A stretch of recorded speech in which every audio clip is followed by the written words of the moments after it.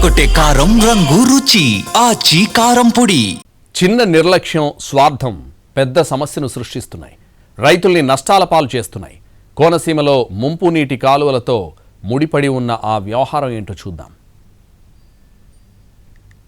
కోనసీమ జిల్లాలో 1558 కిలోమీటర్ల పొడవున 263 వరకు డ్రైన్లు ఉన్నాయి. దాదాపు 1,70,000 ఎకరాల ఆయకట్టు సాగులో ఇవి కీలకంగా ఉన్నాయి. ముంపు నీటిని డ్రైన్ల ద్వారా గోదావరిలో కలుపుతారు. దానివల్ల రైతుల పంటకు ఎలాంటి ముప్పు ఉండదు. కానీ ఆక్రమణలతో ఇప్పుడు కొత్త సమస్య వచ్చింది. జిల్లాలో చాలా చోట్ల కాలువల్ని ఆక్రమించేశారు. కొన్ని చోట్ల డ్రైన్లను రొయ్యల చెరువులుగా మార్చేస్తున్నారు.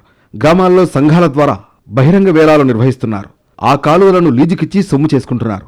వచ్చిన డబ్బు గ్రామాభివృద్ధికి ఉపయోగిస్తున్నామని కటింగిస్తున్నారు. మరోవైపు ఇంత జరుగుతున్నా అధికారులు మాత్రం పట్టించుకోవడం లేదు. నామమాత్రంగా నోటీసులు ఇచ్చి వదిలేస్తున్నారు. దానివల్ల రైతులు తీవ్ర ఇబ్బందులు పడుతున్నారు. ముంపు నీరు బయటకు వెళ్లే మార్గం లేక పంటలు నాశనమైపోతున్నాయి. మరికొన్ని చోట్ల కాలువల సైజు అంతకంతకు తగ్గిపోతోంది. పంట కాలువలని ఆనుకుని మరి చాలామంది వాటిని ఆక్రమణకు గురి చేసి అక్కడ ఇల్లు నిర్మించుకోవడం, అదేవిధంగా మరి కొబ్బరి చెట్లు నాటుకోవడం, కొంతమంది అయితే చెరువులు తవ్వుకోవడం ఇటువంటివి చేస్తున్నారు. మరి ఆక్రమణకు గురైన ప్రతి ఒక్క కాలువని మరి స్థానిక శాసనసభ్యుల వరకు వినిపించుకుంటే ఆక్రమణకు గురైన ప్రతి ఒక్క కాలువని త్వరగతిన మరి వాటిని తొలగించి కాలువలను ఆధునీకరించాలని మరి మా రైతుల తరపున కోరుకుంటున్నాం. మేజర్, మినీ డ్రైన్లు దాదాపు 385 వరకు మింగేసినట్లు అధికారులు గుర్తించారు. కానీ చర్యలు మాత్రం తీసుకోవడం లేదు. కొంతమంది వాటిని నివాస స్థలాలుగా మార్చేసి అక్రమంగా నిర్మాణాలు కూడా చేపట్టారు.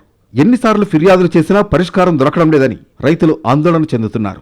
డ్రైన్లు కూడా మొత్తానికి ఇల్లు గట్ట కబ్జా చేసి డ్రైన్లు ఏమీ లేవు అసలు అని మూసేశారు. మురుగు డ్రైన్లు అలాగే ఉన్నాయి, పంట డ్రైన్లు కూడా అలాగే ఉన్నాయి. అసలు ఏమీ బాగోలేదు అసలు అని. ఇప్పుడు ఈ యాసగాల్లో పట్టించుకొని ఈ ప్రభుత్వం చేస్తుందని అనుకుంటున్నాం. ఇలా అంబేద్కర్ కోనసీమ జిల్లాలో డ్రైన్ల ఆక్రమణలు రైతుల్ని నిండా ముంచేస్తున్నాయి. పరిస్థితిలో మార్పు రావాలంటే అధికారులు కట్టుదిట్టమైన చర్యలు తీసుకోవాలి.